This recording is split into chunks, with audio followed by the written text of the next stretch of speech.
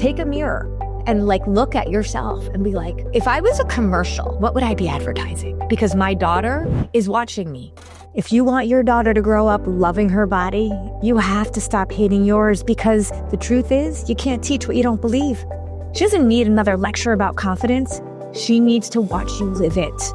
This is the first episode in a powerful 4-part series called The Mirror and the Model, where we're going to unpack how daughters learn about food, body image, confidence, and self-worth by watching us. And today, we're starting with that mirror, the reflection of our beliefs that they absorb whether we realize it or not.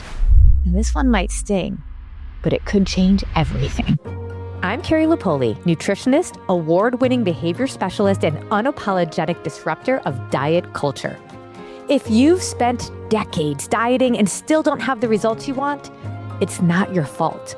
You've just never been shown how to fuel your body with love and science.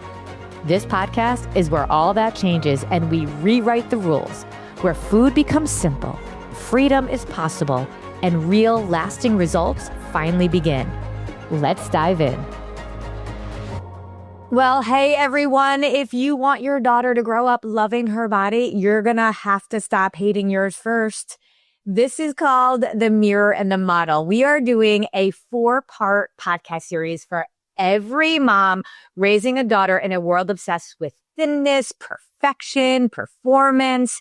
I'm Carrie Lipoli, and for over 2 decades, I've been on a mission to disrupt the way we think about our bodies, our health, ourselves, our lives. I have worked with thousands of women, and I am also raising 2 daughters of my own. I have my girl mom mug here for this series, and so I'm going to take it with me as we dig in, because the one thing I know for sure, as I have learned now having a 19 and 20-year-old, our girls aren't learning who to be from what we tell them. They're learning from what we model. It's true. There is a curriculum that you are teaching your daughter.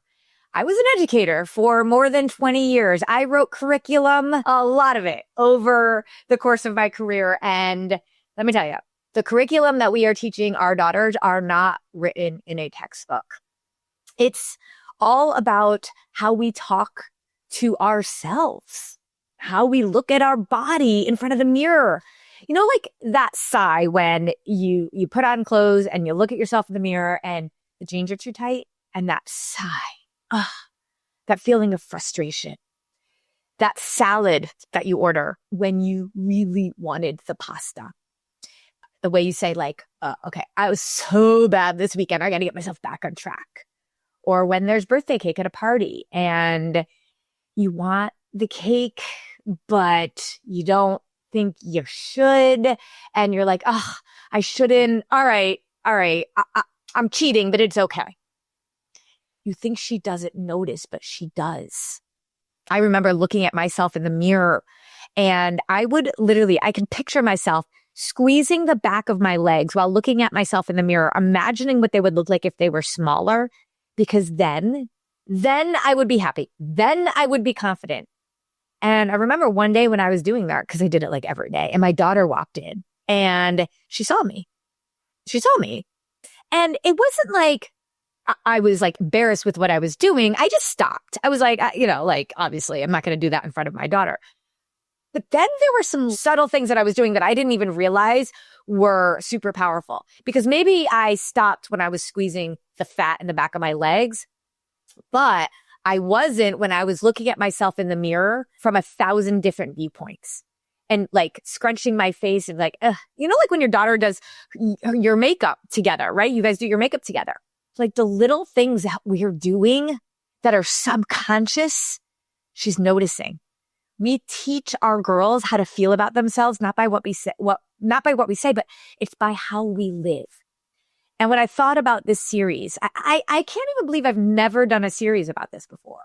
With everything that I talk about and how my whole passion was about changing my family tree. When my girls were 5 and 6 years old and they started talking about calories in pizza, because I didn't eat the pizza on Family Friday pizza night. I got salad with dressing on the side, thinking that because I ordered from the pizza place, it was fine.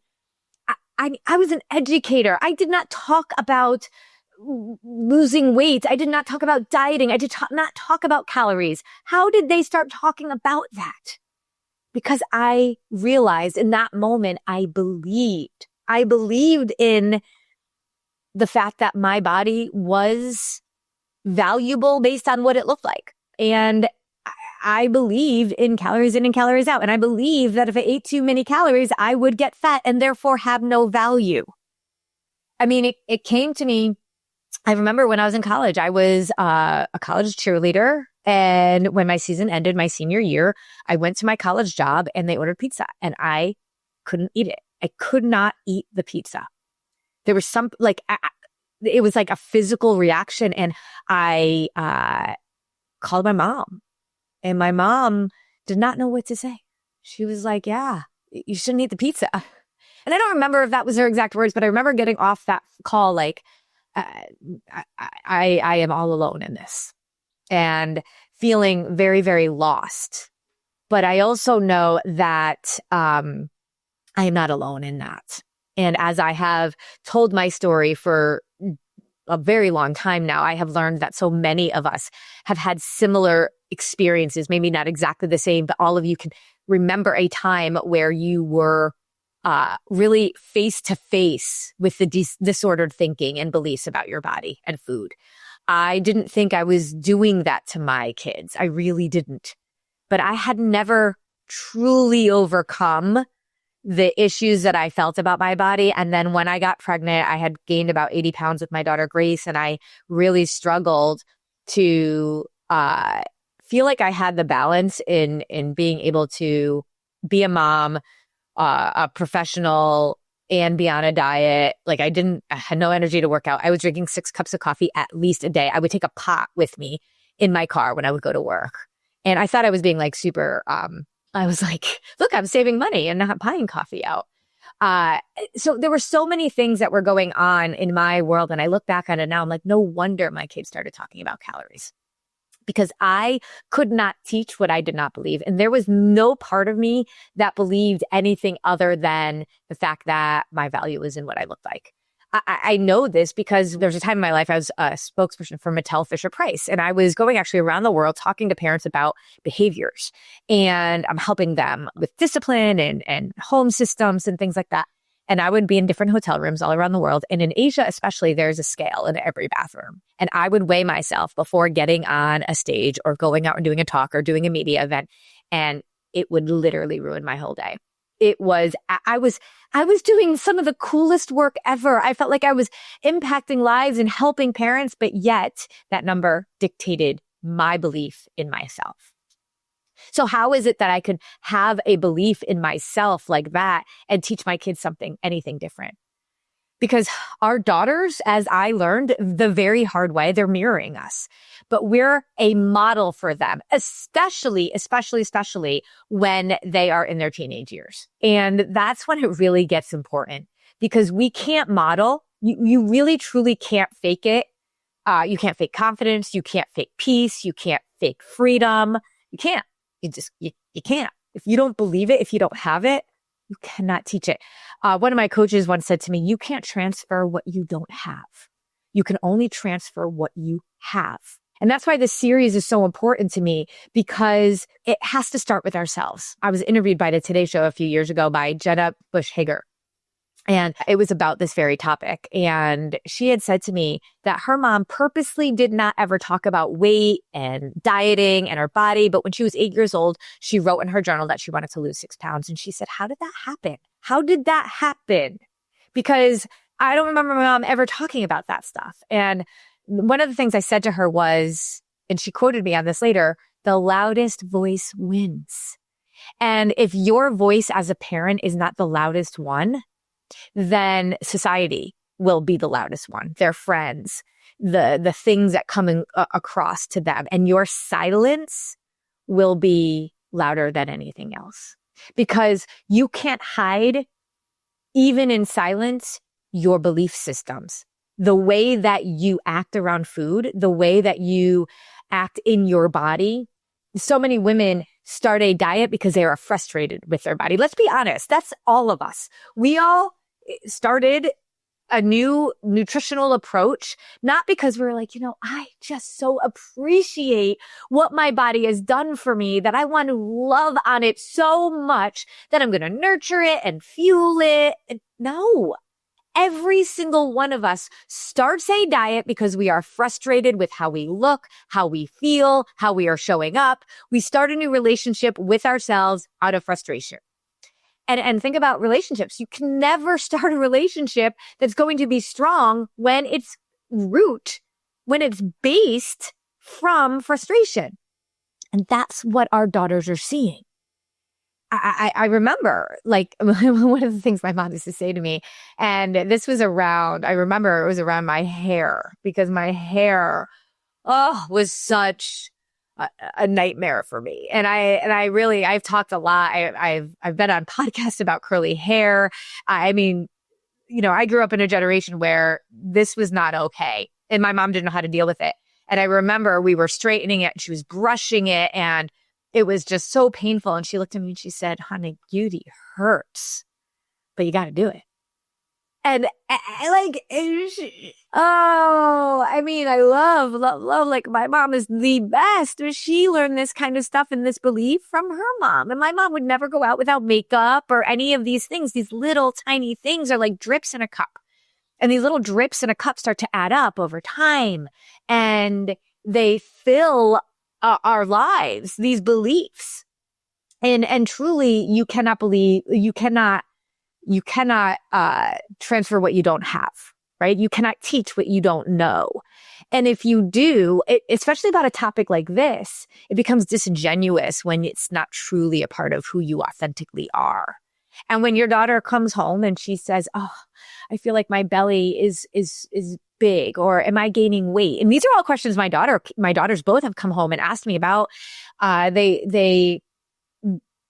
19 and 20 years old, they're in a way better place than I was at 19 and 20 years old. I mean, I had an eating disorder at that age, but it is because we have literally shared an open questions about our bodies and health and all of that. And I haven't gotten it right.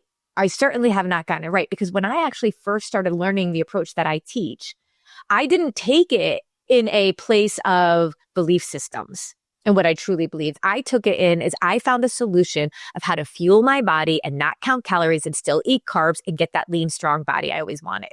I thought I found the holy grail. And while, yes, I still teach this approach to clients around blood sugar stabilization, here's where it gets so interesting. I was finally modeling for my kids healthy living.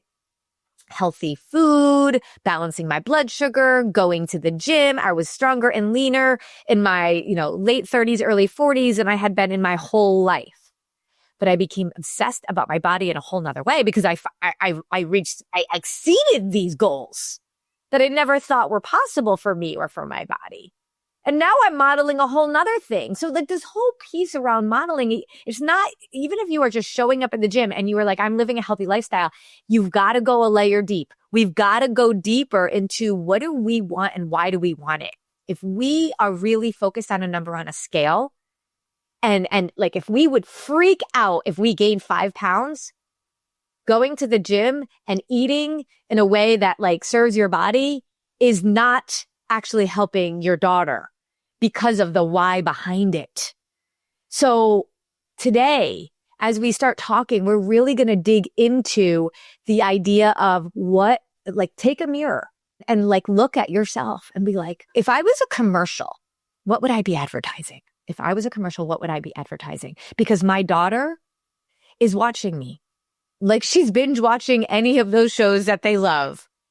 And if at the commercial break, she's watching you, what is it that she's buying into? It's a scary thought. But as somebody that has gone through that whole girl mom phase, and I'm still there, I know that I did things that weren't, I definitely would go, if I could go back, I would do differently, but I also know I can't go back. So there's no guilt. It's just data. And I'm using some of the data to be able to help you, to be able to support you through your journey. Now, if you are a mom that's already raised their kids, don't think that this is like a series that's not going to be beneficial for you, because it is never too late. See, I learned in my early on as a parent, I went to a parenting class and this was so helpful to me. I learned that from 0 to 2, our job as parents is to basically keep your kids safe. And I know as an adoptive mom, my youngest daughter is adopted. And when she stayed at a foster home for a while, like literally their job was to keep her safe. And then from 2 to 12, we are their teacher. And we are teaching them the different skill sets, beliefs, mindsets, all of that. And it is so important. Again, we can't teach what we don't believe, but we can at 2 to 12, we can fake it a little bit more. We can. We can kind of do as I say, not as I do kind of thing. But once our kids hit 12-ish, 13, they don't want to listen to us anymore. We become the model. And from 13 to about 16-ish, we are now their model. They're not listening to what we're saying as much as they are watching what we are doing. And it's those little nuanced behaviors that are subconscious that come out because of our ingrained belief systems that end up becoming very, very loud. And if we aren't aware of them, I say this all the time, self-consciousness is a disease, but self-awareness is health. If we can become more self-aware of why we do what we do, what our triggers are, and looking at our behaviors as a result of our beliefs, just that alone is going to help us show up differently. And that self-awareness is going to immensely increase our capacity to impact our children in a way that we want to, just by being more self-aware. And then from 17 to about 21, we are their coach. And that's the stage that I'm in right now. I am coaching my kids as they are learning how to navigate life on their own. They will call me. When my daughter's boyfriend broke up with her, it was maybe 15 times a day, but I'm coaching her through things. When they're in school and they're kind of, we always had this philosophy in our house. Ask up, ask up, ask up. Asking your friends that are at the same level of life that you are with the same types of experiences is only going to get you more misinformation. You ask up. So that was one of our big phrases that we had growing up. And so during that time where I was the model, they wouldn't ask me. They might ask their older cousin. They might talk to their aunt, but the goal was ask up. But by the time I became their coach, once they were about 17, it was amazing how they would come. They would ask up to other people, but they would also really come to me. And so that matters a lot because coaching is different than teaching. And think about it. It's like breadcrumbs. You're still modeling for them. And they will call you out if you are coaching them to do something that you do not do or believe yourself. And then this is such a pivotal time because after 21, you become their mentor. But if you have lost credibility before that, think about like in a professional setting, a mentor of yours is somebody you deeply respect, that you know has been there, that has walked the walk and is a model of who you would like to be. And so if you are not that person, being a mentor to your kids once they're over 21 is so much harder, but it is not impossible. I have a woman who's a client, she was 70 and her daughter sent me a note. And she said, thank you so much for all that you have done to help my mom change her mindset and her belief systems about herself and her body. It's impacting me in such a powerful way. She's literally teaching me. And so I know it's never too late, regardless of what stage of parenting you're in. But it's impossible if you don't take that first step to look in the mirror and decide, what am I reflecting on? What am I reflecting on to my daughters? And let's be honest, to our sons. So I'm going to ask you a few things to think about as we kind of wrap up this first episode. And then I'll tell you about some of the next episodes that are going to be coming up. So I want you to ask yourself what you're modeling right now. What does your daughter see when she watches you get dressed in the morning, talk about food, talk about other women's bodies, react to your reflection in the mirror? Because I need you to know that she is watching. And this is not about being perfect. That is not the goal. I was not perfect at all when I was raising my kids. And in fact, when I screwed up, when I would say things that I know were, because my self-awareness was rising, was not modeling what I wanted them to be able to reflect, I would tell them. I would say to them, listen, what I said did not actually translate to me as healthy. And we've used the phrase being the healthiest version of ourselves over and over and over and over again. And what does the healthiest version of ourselves do, say, think, and believe? And so I would often say that was not representative of the healthiest version of me. And we would actually have a conversation about it.